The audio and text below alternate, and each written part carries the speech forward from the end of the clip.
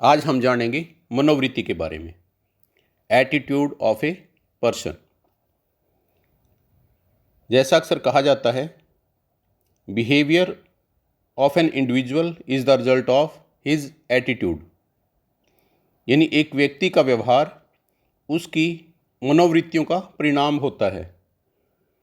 यानी कोई व्यक्ति वैसा ही व्यवहार करता है जैसा उसका एटीट्यूड होता है, जैसी उसकी मनोवृत्ति होती है। तो ये मनोवृत्ति क्या है? मनोवृत्ति का अभिप्राय किसी भी वस्तु, व्यक्ति, विचार या स्थान के बारे में किसी व्यक्ति का जो रिएक्शन है, पॉजिटिव या नेगेटिव, उसे एटीट्यूड कहा जाता है। जैसे बात करते कईयों को सुना होगा, अगर मोबाइल की चर्चा चल रही हो और कोई ये कहता हो कि यार ये मोबाइल तो ना मेरा बड़ा दिल है ख़रीदने का, और दूसरी ओर उसके पास जो होता है गजट, वो दिखाते हुए दूसरा रिएक्शन उसका कि इस मोबाइल से तो मेरा मन भर गया, ये मुझे अब अच्छा नहीं लगता। तो जो पहला वो रिकमेंड कर रहा है कोई गजट, वो इसलिए रिकमेंड कर रहा है क्योंकि उसके प्रति उसका पॉजिटिव एटीट्यूड है, और दूसरा जो वो नकार रहा है इसलिए नकार रहा है क्योंकि उसके प्रति उसका नेगेटिव एटीट्यूड है। तो इस तरह जो मनोवृत्ति है, यानी मन की वृत्ति, मस्तिष्क में पैदा हुए वो विचार जो मनुष्य के व्यवहार को निर्धारित करते हैं, वो बहुत महत्वपूर्ण होता है। किसी भी व्यक्ति द्वारा किया जाने वाला कोई विशेष व्यवहार उसकी इस मनोवृत्ति का ही एक परिणाम होता है। अर्थात पहले मनोवृत्ति का निर्माण होता है और उसके बाद वो व्यक्ति वैसा ही निर्माण करता है। जैसे कोई अपने बॉस के बारे में अगर ये कहता है कि ये बॉस तो मुझे बिल्कुल भी पसंद नहीं है, तो इसका मतलब उसके मस्तिष्क में बॉस के प्रति नकारात्मक विचार हैं, यानी उसका एटीट्यूड बॉस के प्रति नेगेटिव है।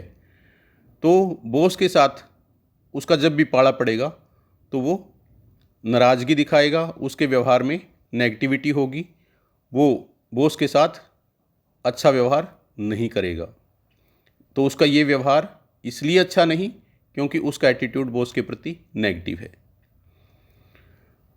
जब किसी भी संस्था में लोगों की सिलेक्शन की जाती है तो उनमें टेस्ट और इंटरव्यू के साथ साथ एटीट्यूड टेस्ट भी लिया जाता है, जो बहुत इंपॉर्टेंट होता है।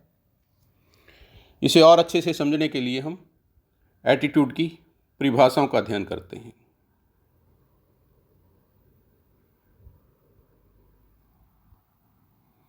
Definition of attitude according to Joseph Ritz, the word attitude describes a persistent tendency to feel and behave in a particular way towards some object।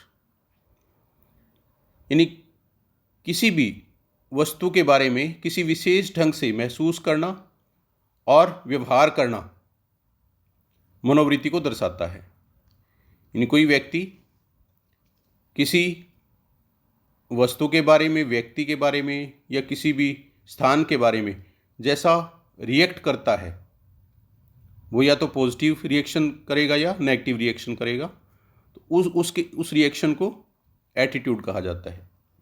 इसलिए एटीट्यूड पॉजिटिव या नेगेटिव दोनों में से एक होता है। इसकी विशेषताओं का अध्ययन करने के बाद हमें मनोवृत्ति के अर्थ को और अच्छे से समझने में मदद मिलेगी।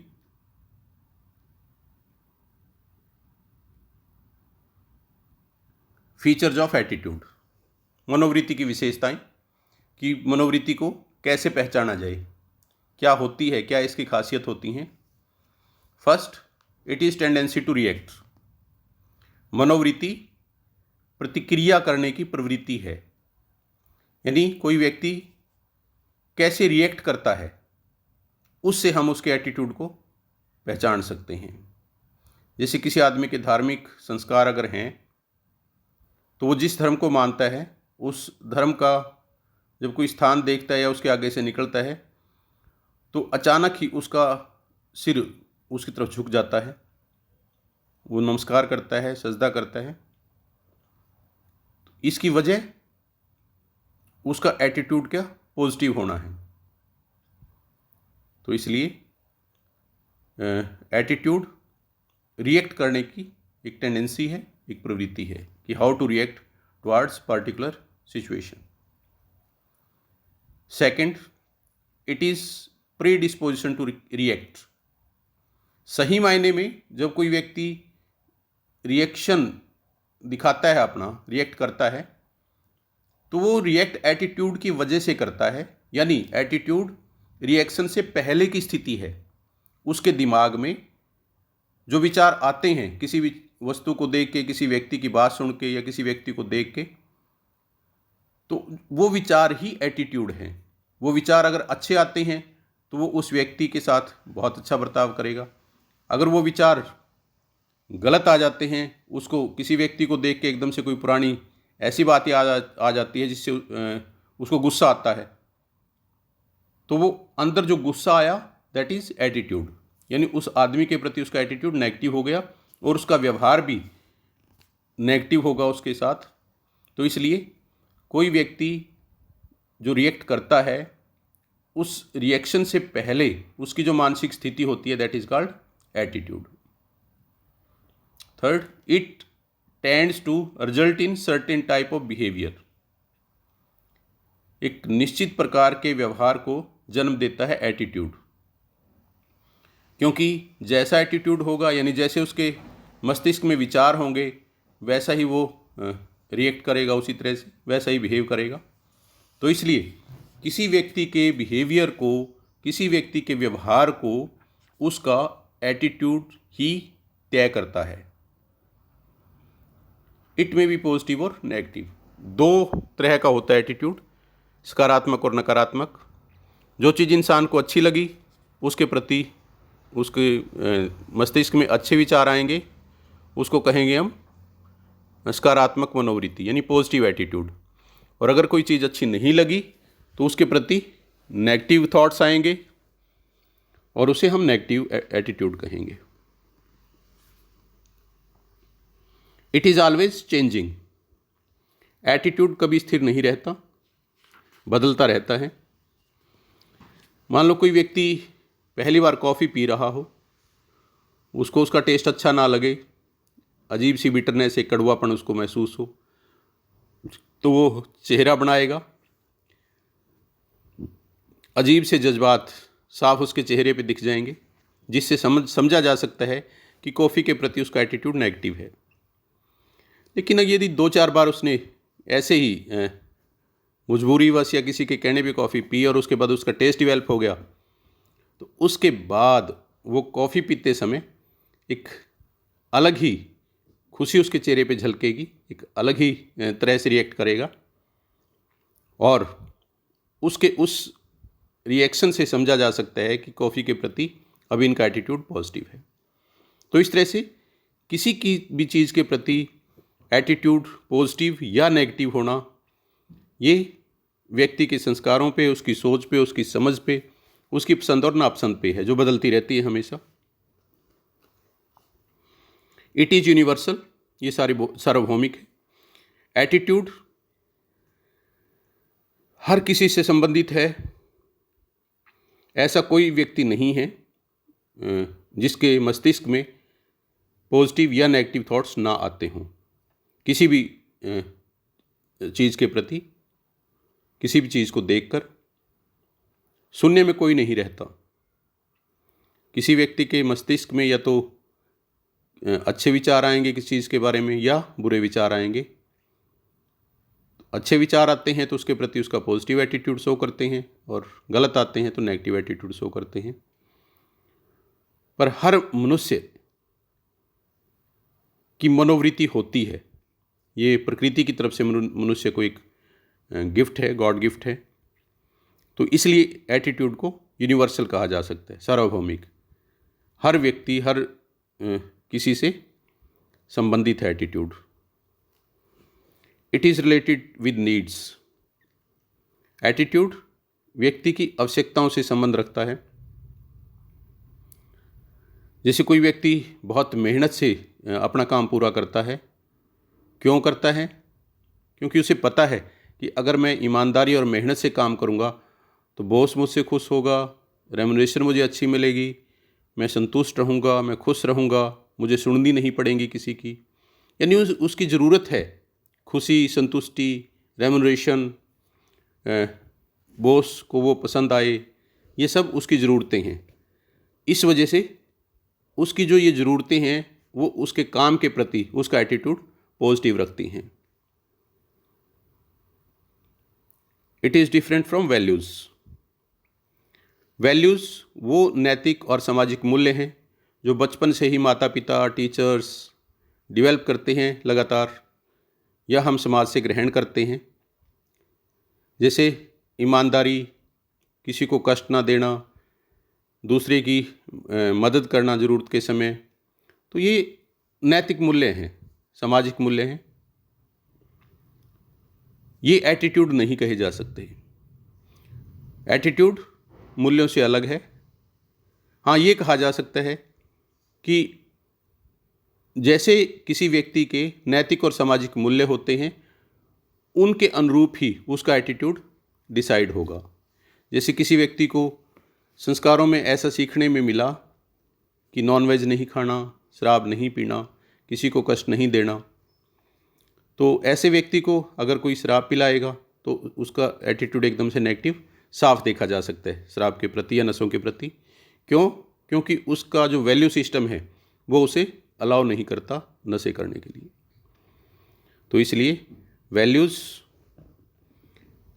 एटीट्यूड से अलग हैं। It is inborn. यह जन्मजात नहीं होता। यानी एटीट्यूड डिवेल्प होता है जन्म के बाद। जैसा इन्वायरमेंट किसी व्यक्ति को मिलता है, फैमिली इन्वायरमेंट, सोशल इन्वायरमेंट, और जैसी शिक्षा मिलती चली जाती है वैसा ही उसकी मनोवृत्ति विकसित होती चली जाती है। तो इसलिए एटीट्यूड जन्मजात नहीं होता, हेरिडिटरी ट्रेट नहीं है, बल्कि एक्वायर्ड ट्रेट है। हम जन्म के बाद सीखते हैं, एटीट्यूड को डेवलप करते हैं। It has many sources. इसके अनेक स्रोत होते हैं। जैसे पर्सनल एक्सपीरियंसेस, बहुत से लोग जैसे जैसे अनुभव करते चले जाते हैं वैसे वैसे सीखते चले जाते हैं और उनका एटीट्यूड पॉजिटिव या नेगेटिव डेवलप होता चला जाता है। दूसरा, सोसाइटी, दूसरों को देख के हम बहुत कुछ सीखते हैं। तीसरा, कम्युनिकेशन मीडिया। आजकल मोबाइल हैं, इंटरनेट हैं, इन पे अच्छा और बुरा जैसा हम देखते हैं उससे हमारे एटीट्यूड बदलते चले जाते हैं। उनसे हम किस चीज़ को नकारना चाहिए, कौन सी चीज़ों को पसंद करना चाहिए, इस प्रकार की हमारी मनोवृत्ति विकसित होती चली जाती है। तो इसलिए there are many sources which helps in developing the attitude of a people और पर्सन। और लास्ट है, इट अफेक्ट्स एफिशिएंसी। ये कुशलता को प्रभावित करती है। किसी व्यक्ति का एटीट्यूड अगर काम के प्रति, बॉस के प्रति, अपने कोलीग्स के प्रति अगर पॉजिटिव है तो व्यक्ति बहुत एफिशिएंट होगा, क्योंकि उसका अपने काम के प्रति पॉजिटिव एटीट्यूड है, वो काम को चाहता है। और अगर उसका एटीट्यूड नेगेटिव होगा तो वो कामचोर होगा, निकम्मा होगा, वो दिल से काम नहीं करेगा। परिणाम स्वरूप उसकी कार्य कुशलता लो हो जाएगी बहुत। तो इस तरह से कोई व्यक्ति कितना कार्यकुशल है, कोई व्यक्ति कितना अच्छे से अपना काम करता है, उसके पीछे उस काम के प्रति उसका एटीट्यूड होता है। तो इस तरह से मनोवृत्ति या एटीट्यूड मानव व्यक्तित्व का एक बहुत इम्पॉर्टेंट करैक्टरिस्टिक है, जिसका नॉलेज होना प्रबंधकों के लिए बहुत ज़्यादा ज़रूरी है। काम के प्रति जिस व्यक्ति का एटीट्यूड पूर्णतः पॉजिटिव होगा वही काम को बहुत कुशलतापूर्वक कर पाएगा। जिस व्यक्ति का एटीट्यूड पूरी तरह से पॉजिटिव नहीं होगा वो उतना अच्छा काम नहीं कर पाएगा। इसलिए नौकरी देने से पहले हर व्यक्ति की उस जॉब के प्रति, अपने काम के प्रति एटीट्यूड कैसा है, इसको टेस्ट करना बहुत ज़रूरी होता है। और समय समय पर प्रशिक्षण के माध्यम से लोगों के एटीट्यूड को, उनके काम और जॉब के प्रति पॉजिटिव बनाए रखना बहुत आवश्यक होता है। Thank you please, thanks.